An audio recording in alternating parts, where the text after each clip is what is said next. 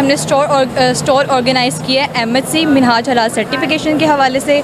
जो यहाँ पे प्रोडक्ट्स हैं ना, उसमें मेजर प्रोडक्ट्स हैं जिनको हलाल सर्टिफिकेशन की, तो पेपर इंडस्ट्री के हवाले से लोगों ने स्टॉल लगाया हुआ था कुछ लोगों ने, तो हमने उनको अवेयर किया। इसके अलावा ये हमारे साथ कुछ नाज़रीन हैं, तो वो कुछ बताना चाह रहे हैं जो इन्होंने एक्सप्लोर किया अभी तक, तो हम इनसे जानते हैं कि क्या क्या इन्होंने एक्सप्लोर किया। ये तो वैसे चीज़ें तो ऐसी हैं, वैसे देखी जाए तो हम देखते हैं भी यहाँ पे लेडीज़ का इतना ज़्यादा रुझान नहीं होता आम रूटीन में ये जानने का, लेकिन इनको किस चीज़ ने इस तरफ खींचा, वो किस अट्रैक्ट किया, उसके बारे में हम जानते हैं। जी, मेरा नाम किसा फ़ातिमा है और मैं मिनहाज यूनिवर्सिटी में 4 डिपार्टमेंट में ऑपरेशनल मैनेजर हूँ।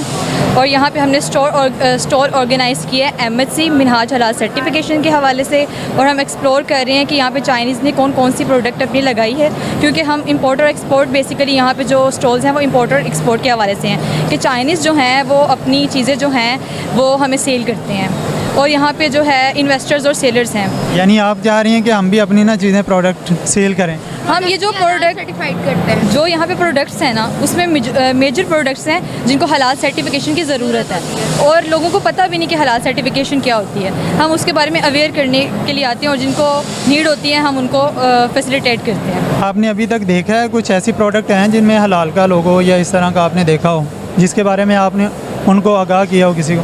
जी, एक पेपर इंडस्ट्री के हवाले से लोगों ने स्टॉल लगाया हुआ था कुछ लोगों ने, तो हमने उनको अवेयर किया। इसके अलावा जो है वो एक पॉप्स थे और मैक्रोनीस थी, फूड का उसमें था, तो हमने उनको हलाल सर्टिफिकेशन के बारे में अवेयर किया।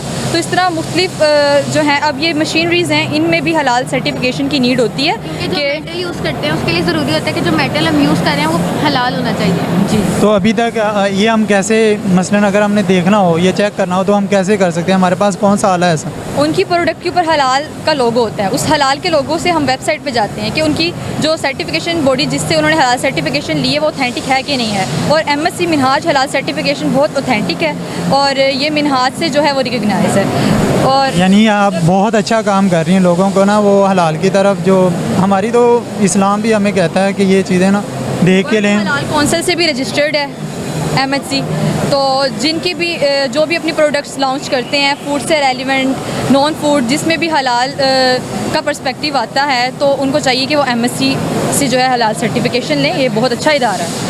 तो वैसे आम रूटीन में किसी को ये तो नहीं पता, आप तो अब जैसे जो जेंजी किसे हम कहते हैं, उनको तो इस चीज़ का पता है, बट जो नहीं इस चीज़ के बारे में शऊर रखते हैं, तो वो कैसे इस बारे में आगाही ले सकते हैं? हम इसी वजह से तो हम अवेयरनेस जो है यहाँ पे अवेयरनेस के लिए आए हैं कि लोगों को पता चले कि हलाल का भी पर्सपेक्टिव है यहाँ पे, और हलाल बहुत रोल प्ले करता है इंडस्ट्रीज़ में, फूड इंडस्ट्रीज़ में।